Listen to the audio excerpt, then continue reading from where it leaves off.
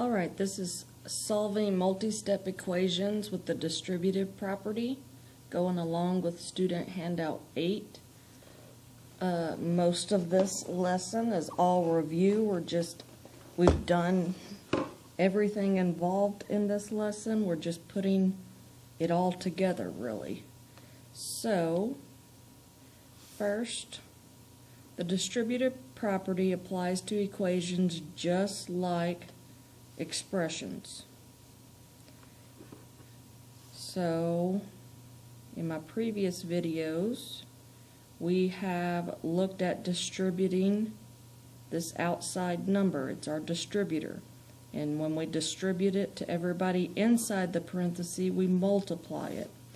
So to review multiplying expressions, remember I always liked making the little rainbow. So we do 4 times a 2x. It's going to give us an 8x. And we do the 4 times a positive 9. That's going to give us a positive 36. Then we see that these two things are not alike, so they cannot be combined. So that ends up being our simplified expression. Okay, I'd like to take a look at this problem next. I see this 1.5 is my distributor. It's got to get multiplied to every term in the parenthesis. So I'm going to do 1.5 times a negative 4x. Well, positive times a negative gives me a negative. 1.5 times 4 gives me a 6. You came over here, did 1.5 times 4. 4 times 5 is 20. 4 times 1 is 4, plus 2 is 6. There is 1 total decimal place, so I need to move over 1. That's how I got the 6. This x needs to tag along. So that's the first term. You always have to remember to multiply by the next term, which this is a negative 6. It's a minus 6 and negative 6 means the same thing. So a positive times a negative gives you a negative. Then 1.5 times 6 gives us 9. I came over to the side. 1.5 times 6. 6 times 5 is 30. 6 times 1 is 6. Plus 3 gives me 9. There's 1 decimal place, so I move over 1. 9.0, which is just a regular 9. These two terms are not alike. This has a net variable of an x. This does not, so they cannot combine, and that's your simplified expression. Alright, so dealing with equations, there's a few steps to solve whenever you have distributive property. You always first want to do the distributive first.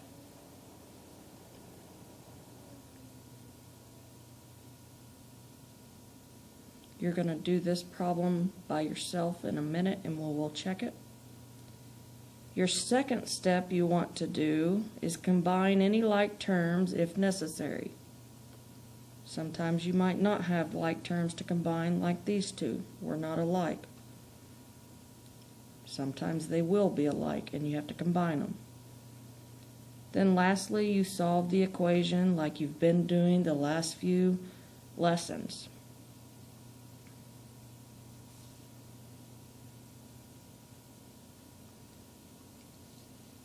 Alright, I'm going to work number 1 for you.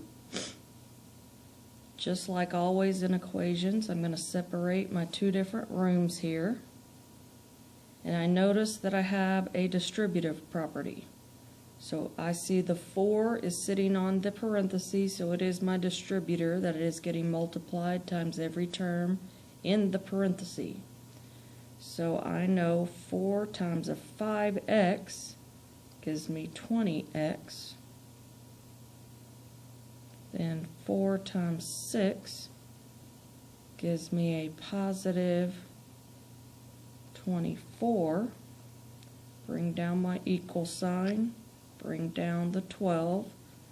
Now this looks like a problem we've been doing, two-step a problem. I see a married couple, if that helps you, and I see a kids. Kids always need to leave first. So you do the addition or subtraction first. This is a plus 24. To move that over, you do opposite. So I'm going to subtract 24 from both sides. Cancels out. I'm left with 20x over here. Several of you are not bringing down your equal sign. The equal sign keeps getting brought down every time you rewrite your new problem. Then I have 12 minus 24. That's different signs, so subtract, keep the sign of the larger number. So 24 minus 12 is 12. The larger number is negative. That is negative. Lastly, I have a couple here. These two numbers are being multiplied. Opposite of multiplication is division. So 20 is stuck to the variable, so it's the one that has to leave. So I'm going to divide by 20 to both sides. X is finally alone in that side of the house. And I have a negative 12 divided by 20. I don't really like that, but I have to come over here and do some long division. I know negative 12 over 20 could be simplified to make life easier. I could divide both by 2 and get negative 6 over 10. That looks like easier numbers to work with. So then I could see how many times 10 could go into 6. Obviously I'm going to get a decimal. 10 can't go into 6, so I put a decimal, add a 0. 10 into 60 goes a perfect 6 times. So it's 0.6. But this was a negative divided by a positive.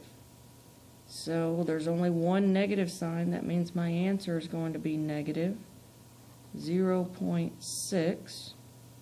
And that would be your final answer.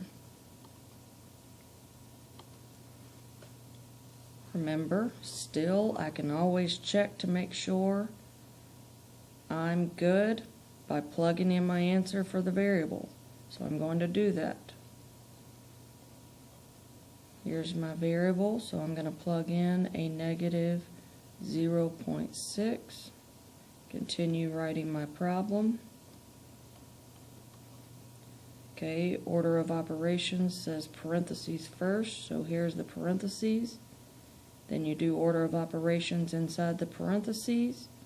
I see 5 times a negative 0.6. I will tell you that that is negative 3. So I'm going to bring everything else down to continue solving it.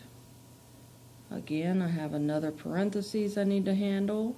I have a negative 3 plus 6. That gives me a positive 3. Then I see a multiplication problem here. 4 times 3 gives me 12. Does 12 equal 12? Yes, so I know I'm good on that problem.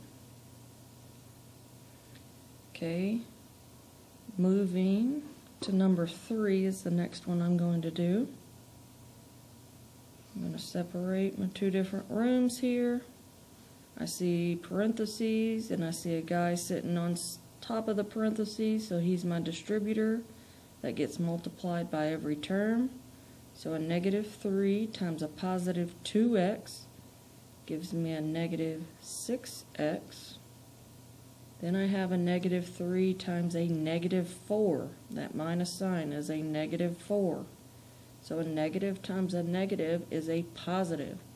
Lots of people miss that.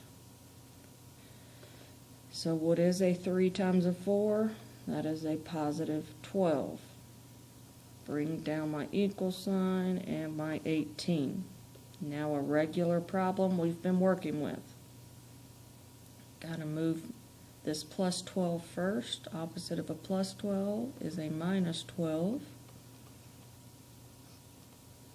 I'm left with a negative 6x equals 6. Okay, here's my variable. The number attached to it is a negative 6, so that's the number that needs to go. Right now they're being multiplied. Opposite of multiplication is division. This number has to go, so that's who I'm dividing by. The negative goes with it. I get x by itself. Then I have 6 divided by a negative 6. Well, I'm pretty sure 6 goes into 6 one time, but I have a positive divided by a negative, so that means it is a negative 1. So that is your final answer. If I did not know it's my final answer, I could plug it in. Negative 3, 2 times a negative 1, minus 4, equals an 18, parentheses first. 2 times negative 1 is negative 2. Bring everybody else down that I haven't worked with yet. Negative 2 minus 4, that's same signs, add and keep. So that becomes a negative 6.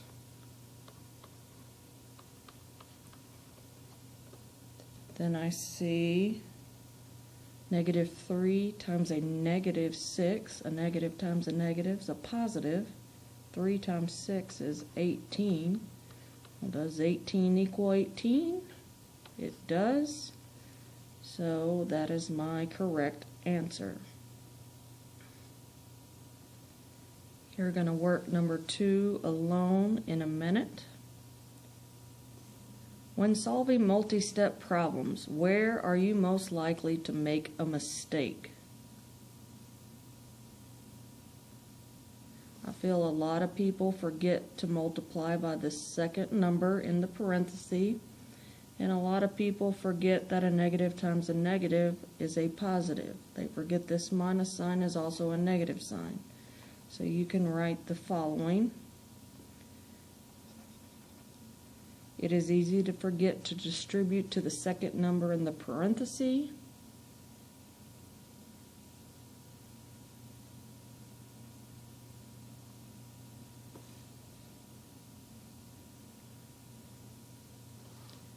Okay, moving to the back. I'm going to work number 6 for you. Okay, number 6 has a fraction, but I've told you many times you don't freak out over fractions because that's just multiplication and division. I notice there's 2 different rooms. I notice a parenthesis, and this 2/3 is the distributor. So it is being multiplied times both of these terms. So 2/3 would multiply times a 3x. I've taught you before, whole numbers times the top divided by the bottom. So really I am doing 2 times a 3x divided by the bottom of a 3. Then I also have to do that to the 6. Carried my minus sign down. So I am doing 2 times the 6 dividing by the 3. Now I can simplify that work. This is an ugly minus sign. Okay, so what is 2 times 3x? Well, that's 6x. I still have to divide by 3. What is 2 times 6? 12. Still have to divide by 3. Well, what is 6x divided by 3? It's 2x minus, what is 12 divided by 3? 4 equals 8. I'm going to come down here to solve the rest of the problem. So I have 2x minus 4 equals 8. First thing to do here would have to be add 4. I'm left with 2x equals, stop forgetting your equal sign, 12. Opposite of multiplication is division. Divide by 2, and x equals 6.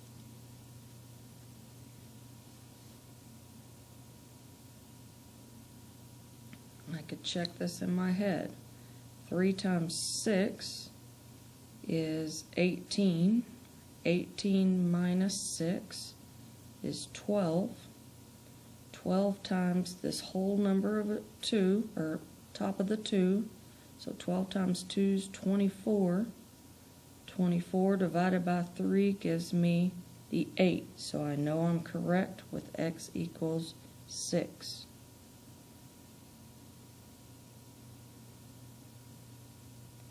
Okay, number 8 I'll take a look at. Draw my line. I see a parenthesis. 5's my distributor being multiplied. 5 times 4 gives me 20. 5 times negative 2x is a negative 10x equals a negative 14. Okay, to solve this, first I need to establish my people. I see a married couple and kids. This 20, what sign is in front of it?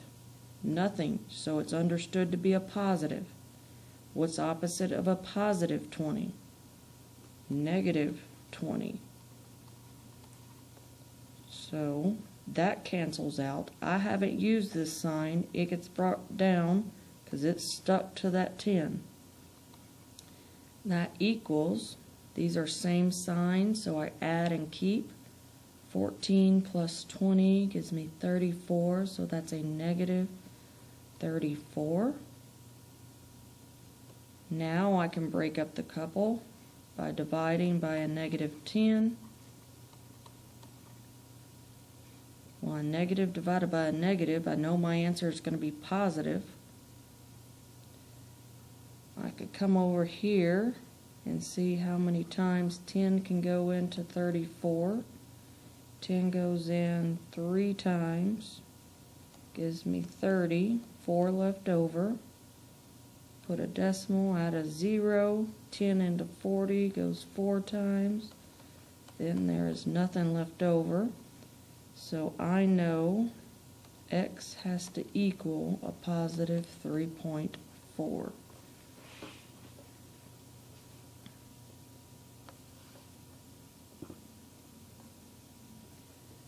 Okay, the last problem I'm going to work with you is number 10.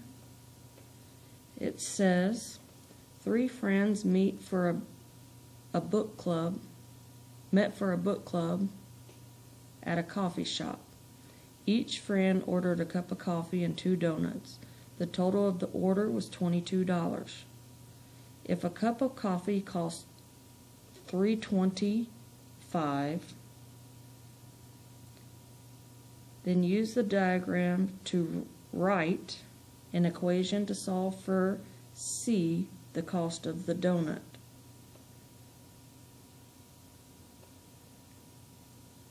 Okay, well, there was a typo here. This was supposed to say that the total of the order was $21.75. So we needed to fix that. So if you have a total of the bill, obviously that's what it's going to equal. Okay, you had 3 friends. Each of you had a coffee with 2 donuts. So how many sets of coffee did you have? Altogether was 3 for each friend. And how much was the coffee? Said if a cup of coffee cost $3.25, so I'm going to fill in this coffee blank with $3.25. Now I need to see if it told me how much the donuts were.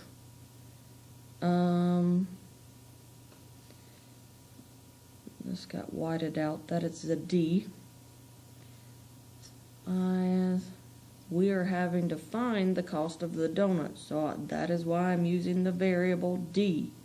Well, how many donuts did each person order? They ordered 2.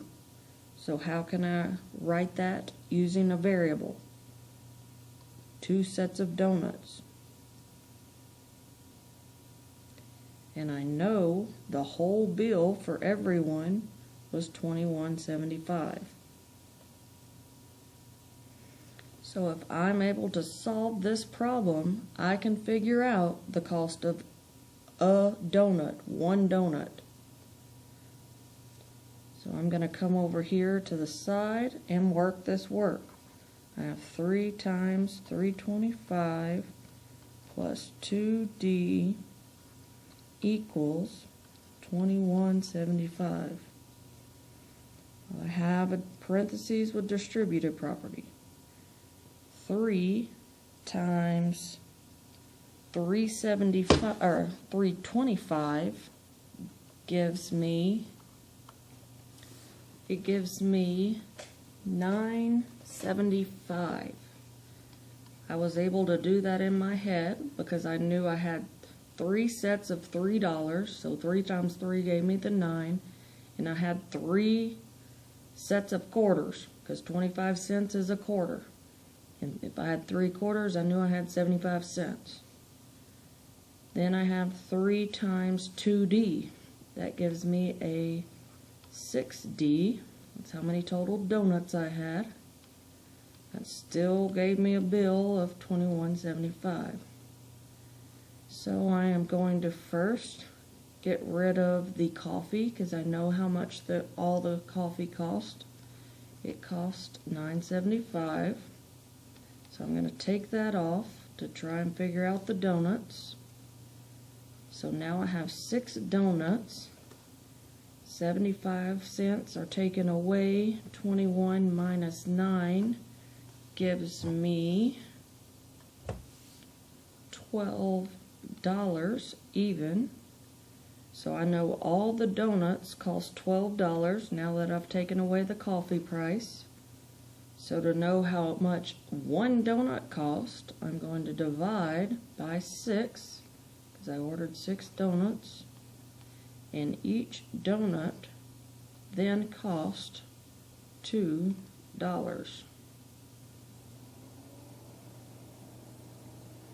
Okay, I'd like you to try the rest on your own and check your answers as needed. Raise your hand when you're finished and I will come around to give you approval to move on to your homework.